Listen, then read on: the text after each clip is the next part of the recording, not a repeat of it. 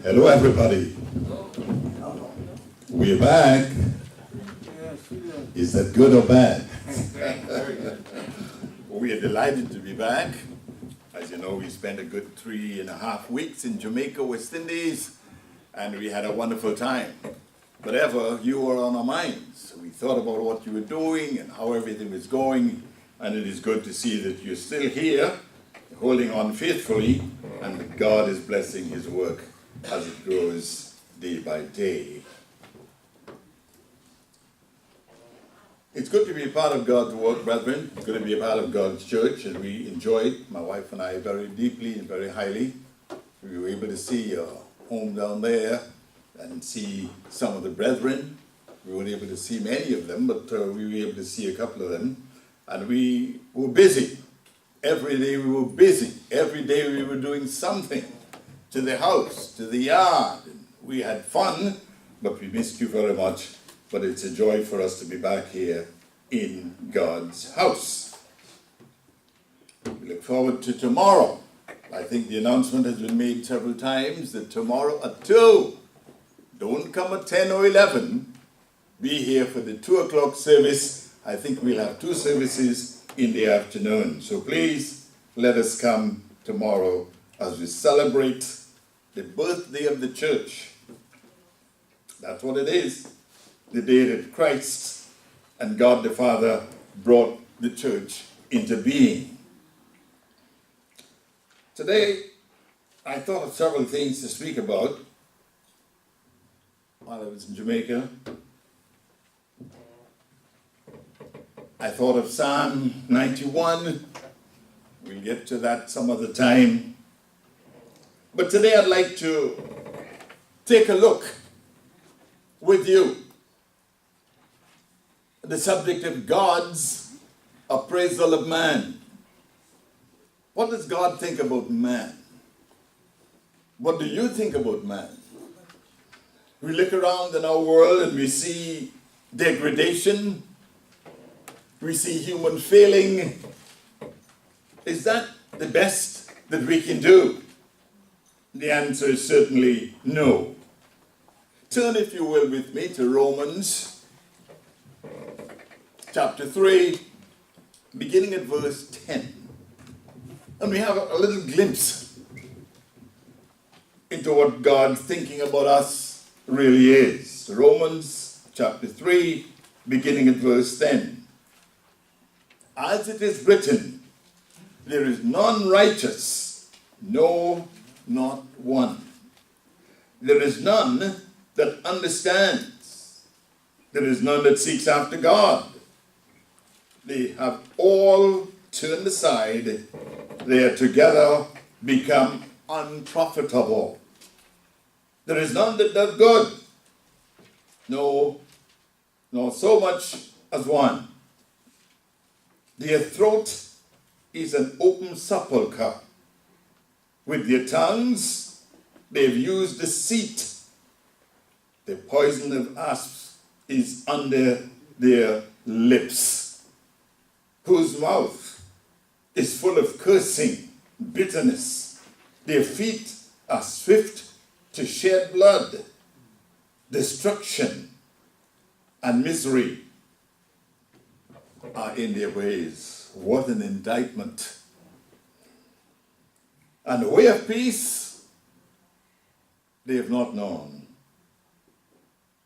There is no fear of God before their eyes. There we go on.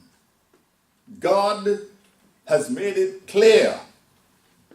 God has made it plain what he thinks of man. What a far cry from Genesis 1 and 31, where God said everything was good, including man. What a difference time has made. You know, the way we think of ourselves and the way others think of us gives us pause. But brethren, the way God thinks of us is something we are to note. Jamaica is beautiful, But Jamaica is as much a sinful place as is New York. Lots of Jamaicans want to come to America. Many of them get to Florida. But God's appraisal of man is the same across the board. Jew and Gentile, God's appraisal is the same. So, what is God's appraisal of man? Beside Romans 3:10 through 18. In order for us to get to how God thinks about man, why not let's first look at how man thinks of himself. How do you think of yourself? In the light of all things that's happening, how do you think of yourself? We don't have to go very far. Our assessment of ourselves must be understood in the light of how we feel. I feel great. I'm bright. I have great understanding. I am somebody. Some years ago, Jesse Jackson says that we need to understand that I'm somebody too. That's how man sees himself in the light of how he feels. In the book of Luke, chapter 18, beginning at verse 11, we find there's a man here who had gone up to the temple to pray. We had touched this some years ago, some months ago, and he gives a retinue of things about how he feels about himself. He said, I fast, and I tithe, and I pray. I am not as other men are. And that pretty much sums up man's assessment of himself.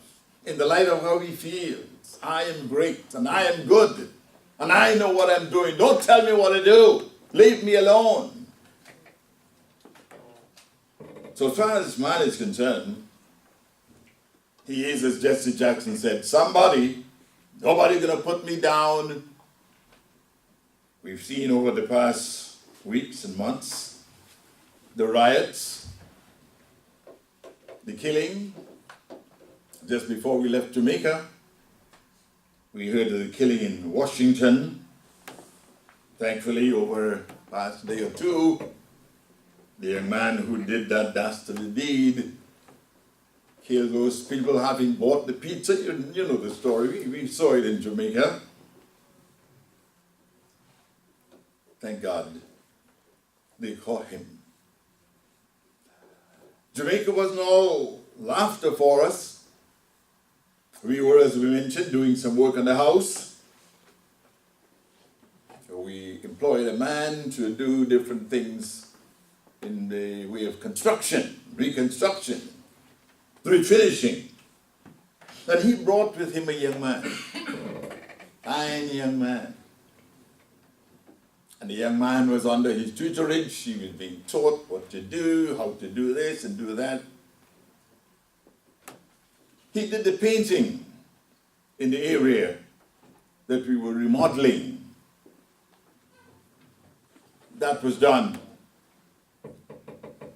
A couple of days after we had to go to Mandeville, we were in Mandeville, but we had to go downtown Mandeville, and we saw the guy who was doing the construction. Thanks, Mr. Morris. Yeah, how you doing, Patrick? And he indicated he wanted to talk to us. You wouldn't believe what he had to tell us. The very young man who was doing the painting in our house, he was killed the night before. Patrick said that his brother was no good, the young man's brother. He was known as a not nice guy. Those who had a vendetta against him went by the house to take care of him. Who came out first? young man that was doing the painting in our house. And he was slain, along with the bad brother, right outside the house. So it wasn't all fun and games. We were traumatized. We couldn't believe there was a stool that he sat on during his break. My wife and I said, "Oh, that's Anthony's stool." We couldn't believe that young man who was right there a day or two before was now lying dead in a morgue. And the tragedy is that he had just gotten his papers to come to America to join his wife. Could do nothing. Then there was going to be, as we were told, a long autopsy. That's how things are done. So as far as we know, that up until when we left Jamaica, the body was still lying around in the morgue. So we have a high appraisal of ourselves. David said there's a step between me and death. Not very far, and we can be no more. This man in the temple said, "I'm not as other men." There is a certain invincibility we feel about ourselves. Not me. That can happen to me. But as long as you're a human being, as long as we walk this earth, no matter our boasting, no matter our grandeur, we're still mortal man, no matter what we think of ourselves. Notice that this man only advanced the good things that he thought about himself. He didn't say, "I'm underhanded." He didn't say, "I'm a cheat." He didn't say, "I'm deceitful." Things we never mention when we talk about ourselves. Because man's appraisal of himself is, "I'm somebody. I'm as good as you. As a matter of fact, I'm better than you." Someone has said that negative virtues aren't very meaningful. What you don't do is fine. But what do you do? In the light of what we understand, what do you do? Christ left us an example. And the only thing we can do is advance how great we are, what we've done. But more of that later on. We read in the Bible that good works are not good enough. We know that. But yet we enumerate tirelessly all the good that we have done. I've given to the poor. I've helped the lady across the street. I helped my neighbor. I'm good, aren't I? That's not good enough. So man's appraisal of himself is that he is somebody big. He is somebody that is on his way to where? Possibly the grave, where we all end up one of these days like Anthony, fine young man. I think my wife had asked him how old he was, and she found out that he was as old as our son, Nicholas. Young man, handsome. So man's appraisal of himself is that I'm all right. That, brethren, is not good enough. What about man's appraisal of other men? We appraise ourselves as grand. We look at other men and we appraise them in light of what we see. What do we talk about when we evaluate and look at others? The first thing we see is their possessions. Oh, they have that? Oh, boy. Talk about the syndrome of getting what other people have. They have a new car, I want one too. I want one better. Their possessions whelm up before us, and we're mesmerized. They got a new house. I need to get one too. They're going places, but I seem to be stuck here in my debt. The bumper sticker says that hi-oh, and off to work we go. Because we have to keep up with the Joneses. We have all the bills to pay because we are after having seen what others have. We are after the same kind of possession. So we look at men and we see their possessions. Luke chapter 12. See what this says to us. Luke chapter 12 and verse 15.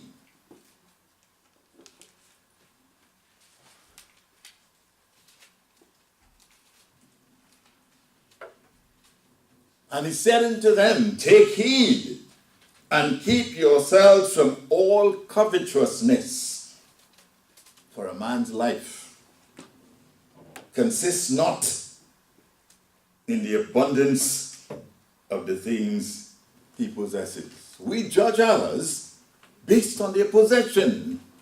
If they have that, I can get it too, no matter the debt we get ourselves into.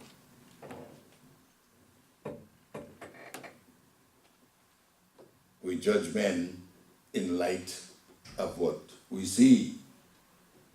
We also judge men in the light of their abilities. He got his bachelor's, he got his master's, he got his doctorate, whatever it is, I got to get that too. Paul says to Timothy that ever learning and never able to come to the knowledge of the truth. But yet we continue to judge others in light of their possession, in light of their abilities. We judge others also in light of their appearance. They look good. Wow, you see those fancy suits he wears? Did you see those shoes? We look at others and what they have cause us to titillate, to envy, to covet. Jesus says a man's life does not consist in the abundance of the things he possesses. So we look at him and we say, wow.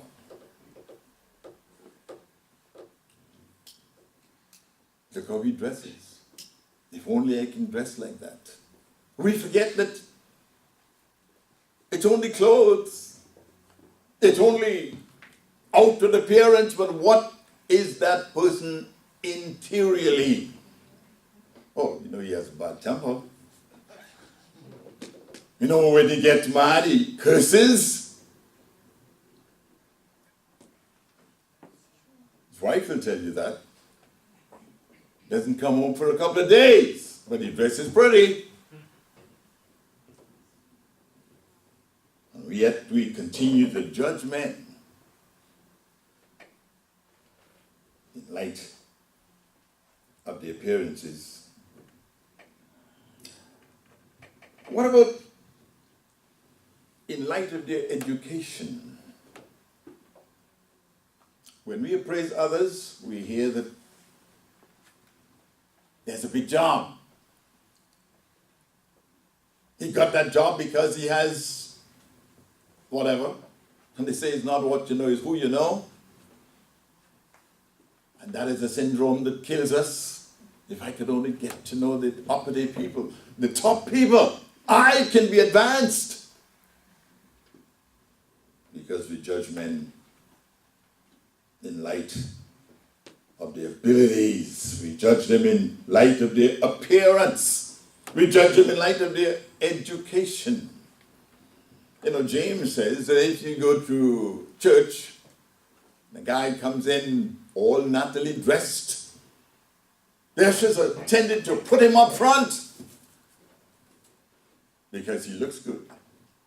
His appearance is appealing. He looks like he knows what he's doing. He might be a sinner, but look how good he looks. You remember when God was ready to move away from Saul?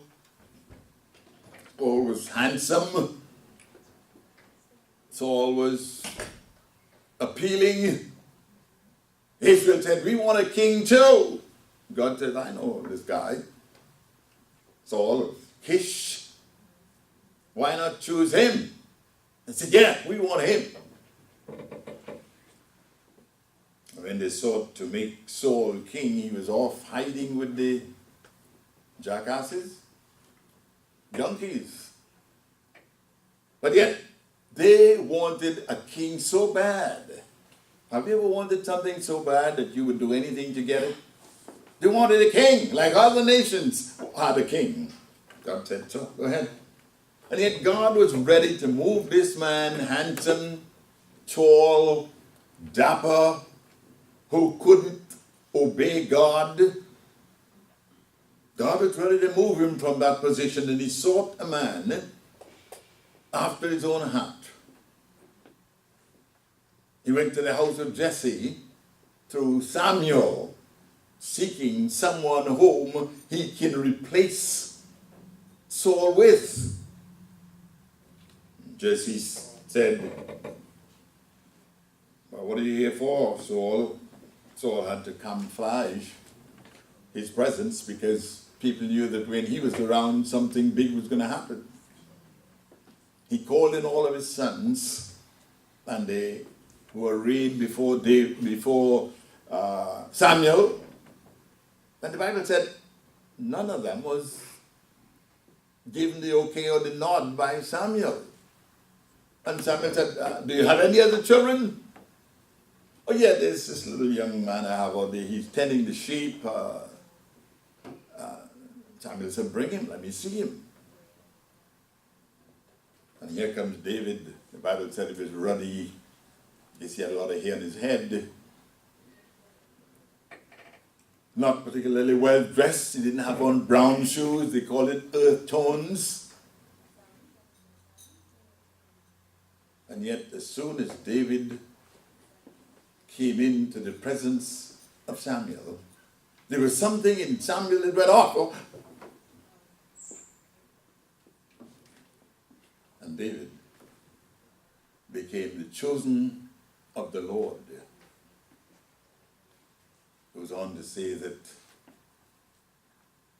appearances, fashions, dapperness is not what God is looking for. God sees the heart. And when God looks at your heart this morning, brethren, what does he see? How does he appraise you? Are you submissive to God's way of life? Are you striving with all you have in you to meet up to the expectation of God?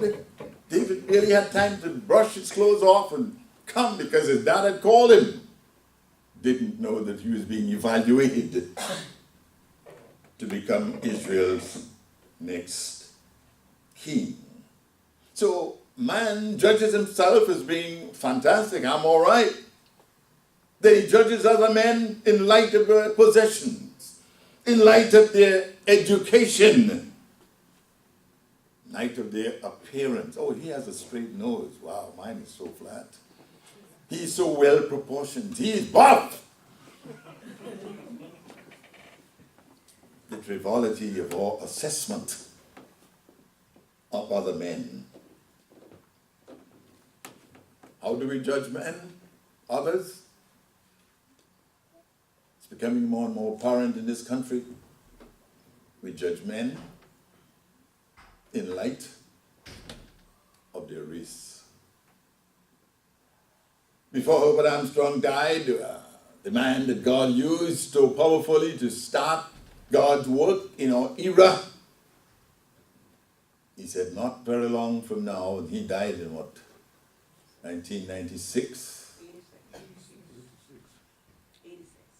86? Yeah. 86, yeah, because I had the opportunity visiting his grave when I went to Pasadena some years ago. Herbert Armstrong said that there are going to be great and perilous racial wars in this country before Christ comes. We've been seeing what's happening. We've been seeing what's going on, and it seems to be cranked up. We're not in summer yet, but we've seen some nasty race situations, and those who stoke that type of thing is still doing it. Brethren, if we can only leave the racial solution to God, remember that God made us all. We are all God's people by creation. We are all the sons of God by creation. But we, God's people, are more the sons of God by conversion. We have been brought into the family of God. Talk about the brotherhood of man and the fatherhood of God, that God is our creator, but yet race plays such an important part in man's appraisal of other men. One day God will solve it. God made the red rose. We know about mutation. God made the yellow rose. Back in my country some years ago, there was a man who was very high on botany. And he somehow, possibly in research, had found out that if you plant a regular corn tree and you plant another corn tree of a different hue, but you shake the pollen from one into the other during growth, to his surprise and to the surprise of us who his neighbors, he began growing corn that had different color pods. Some of the kernels were yellow, some were black, and we were all stunned to see this corn cob that had several different color corn kernels on it. Does not speak of the great creation of God. God created one man, Adam. The word Adam says, the Bible says man's research actually means red dirt. And yet from that one man, God has produced white man, yellow man, black man, all man, mankind. But we, in judging other men based on what we see, we are permitted and are permitting the racial difference to kill us. That's exactly what the demonstrations have been doing. Those who go to those as though they don't realize that it is not the right breathing ground. The next thing you know, you're turning people's cars upside down, you're breaking windows, you're setting fires.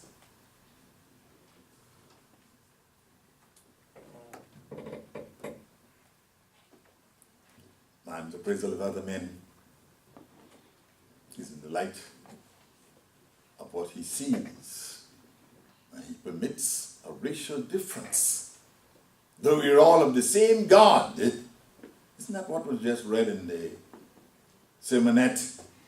Acts 17, God have made of one blood, said Paul and Mars Hill, all men to dwell upon the face of the earth. God, brethren, is producing a family.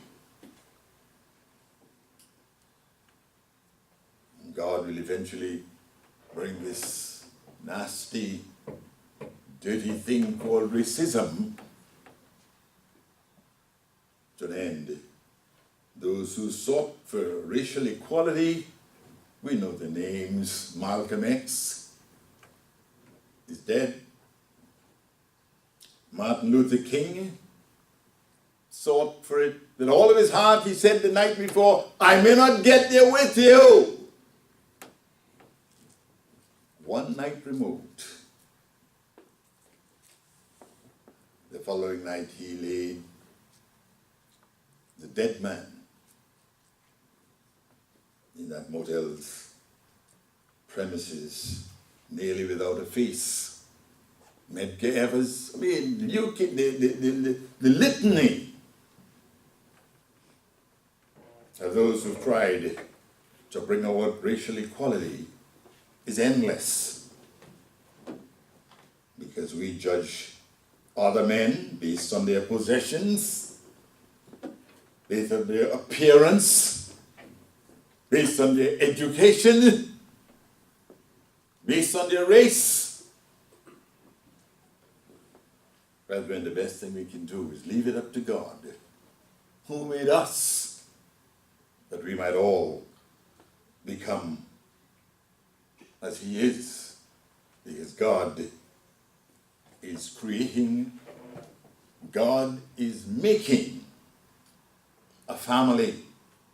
So, God's appraisal of man, man's appraisal of himself, man's appraisal of other men.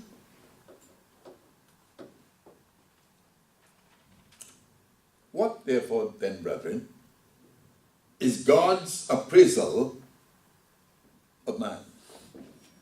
Man's appraisal of himself is in the light of what he feels. Man's appraisal of other men is in the light of what he sees. But notice, God's appraisal of man is in the light of what he knows. God knows how man is going to end up, because he made man. So God appraises us in the light of what he knows. We read Romans earlier. Maybe we should go back there. Romans chapter 3. We didn't read all of it. We stopped at verse 19. I can find it here.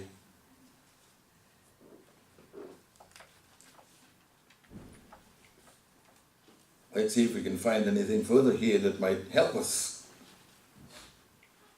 as to what God is thinking. Now we know verse 19, whatsoever the law said, it speaks to them that are under the law, that every mouth may be opened and all the world may be brought under the judgment of God. Because by the works of the law shall no flesh be justified in his sight. For through the law comes the knowledge of sin. The law shows us ourselves. We see who we are. But now, apart from the law, a righteousness of God hath been manifested, being witnessed by the law and the prophets, even the righteousness of God. The law shows us ourselves. The law shows us our failings. But yet, what did James said? As a man, we look into the mirror and we're not sure what we see. Even the righteousness of God through faith in Jesus Christ, unto all of them that believe, for there is no distinction. Who doesn't know Romans 3:23? For all have sinned and fall short of the glory of God. That's God's assessment. All, black and white, Jew and Gentile, all are pronounced sinners in the sight of God. But thank God for redemption through Jesus Christ. Verse 24, being justified freely by his grace It is by the grace of God that we are anything. And we look to God that he might and he will in his own due time, because he appraises us in the light of what he sees man can become. Stop there at verse 24. Now, in the light of what God knows we can become, what can we become? The psalm says, you're gods, not possessive, you're gods. Because God sees we can become like him. That's why he made us, to become like him. What does John 1:12 says? He came unto his own, and his own received him not. But as many as received him, to them gave he the power to become the sons of God. Brethren, God offers us sonship in his family. That's what the sermon is about. We can be and we will be in the very family of God like him, not inferior. We will be in the family of God. As many as receive him, to them gave he the power to become the sons of God. Behold, what manner of love. 1 John 3. The Father hath bestowed upon us that we should be called the sons of God. And it yet hath not appeared to us fully what we shall be, but we know. When he shall appear, we shall be like him, for we shall see him as he is. Brethren, God's appraisal of us is in the light of what he knows. We have Jesus Christ sitting, standing on a housetop in Israel, talking to a nobleman, Nicodemus. Nicodemus had questions, and that's one of the reasons he went to Christ by night, because he didn't want others to see him coming to Christ. No. And he comes by night, and he wanted to find out, what's all of this you're talking about? And Jesus said, you, a doctor of the law, don't know these things? That a man should be born again? We call it being born from above. Jesus said, unless the man be born again, he cannot see. Verse 3 of John 3.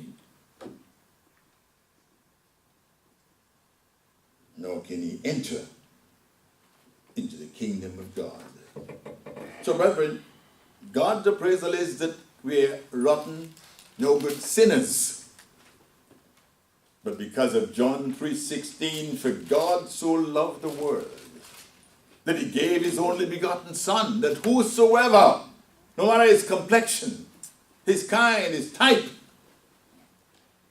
believes in him, should not perish, but have a present tense. Have now everlasting life.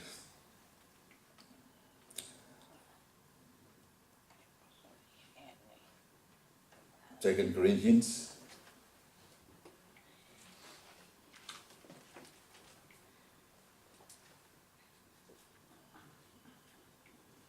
Second, I brought it first.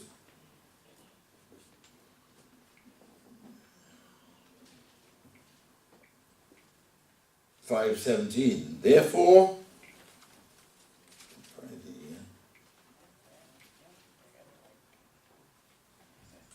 if any man be in Christ,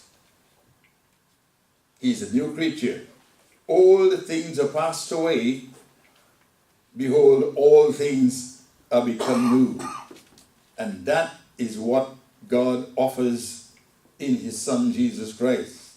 If any man be in Christ, that can be put the other way. If Christ be in any man, he's a new creature. All things are passed away. Behold. You know what the word behold means? Look. That's what it means in its most common declaration. Look. That is Lomax. Huh? That is Lomax. That is Audrey. That is John. That's Felix. That's John. Behold, all things have become new. The old evangelical, look at my feet, they look so new. I got new shoes. It's evangelical jabber. But it's true. All things about you should be different. Because you are in Christ, or as we said, Christ in you makes the biggest difference. Christ in man, according to God's plan, he's removed from lost to found, from the prodigal son to a son of God. God's appraisal of man is that man is no good because of when man left God's hand, according to Genesis 1:31, God says, everything is good. But here in Romans, God says, there's none righteous. They're all gone out of the way. That's what made the story of the prodigal son such a noble story. We've heard it 1,000 times. He had everything, as did man. And yet, when he listened, man, to the devil in Genesis 3, somehow he absconded. This sounds like a better plan. And man has found himself a sinner, rotten, no good, prodigal. You know the word prodigal, or prodigal son is not in the Bible. Prodigal is an explanation as to what this young man had done to himself. He had become prodigal, removed from his father's house of his own volition, seeking whatever he was seeking, and mankind is seeking and he really doesn't know what he's seeking. He knows he doesn't want to go God's way. And this young man, like our friend we met in Jamaica, Anthony, left his father's house and went wandering after what he really doesn't know. But he was tired of his father's house and the same servants and the same thing. So many people have left God's church in pursuit of, something better. The grass looks greener over there. I think I told you the story of the older brother. I have a sermon on that. The other brother, the one who stayed, the good boy. I'll give that sermon again some of these days. And he went looking for brighter lights, something better than mom and dad. I'm tired of them. That's how many young people speak of their parents. And what did he find? He found wild living. He found drinking. He found smoking. I don't know if they smoked in his day, but everything prodigal happened to that boy. Until if his neighbors had seen him, they wouldn't know him. And he looked down on himself and said, what am I doing here? That salient term we used some weeks ago, he came to himself. He finally realized, wait a minute, I've been away from the house now many months and weeks and years, and did I go up or did I go down? Do I go horizontal? He said, you know what? I will arise and go. Face the embarrassment, face the ridicule, face all that is to be faced, but I'm going to go home. And thank God we can come to that place in God's redemptive plan where we can say, this is better than where I'm at. And how we long for that for our parents and our brothers and sisters who are still wallowing in the miry clay of sin. And when he came to himself, it's an easy division in that story. He came to his father, give me my possession. And then he came to himself. Better than that, he came back to his father and said, I'm sorry. Brethren, God's plan is that we be found out of our sinful state, as our pastor says, from dirt to divinity, from darkness into the marvelous light of God. And that, in essence, is the story of God's redemptive plan.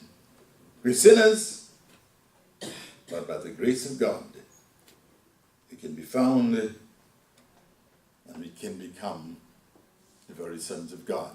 And God offers us a place in his kingdom. It is folly. It is a million times fallacious for anyone to choose the path of sin or the path of iniquity in light of God's offer to mankind. Let us be wise, brethren, and accept the proposal of God and become members of the family of God through God's redemptive plan.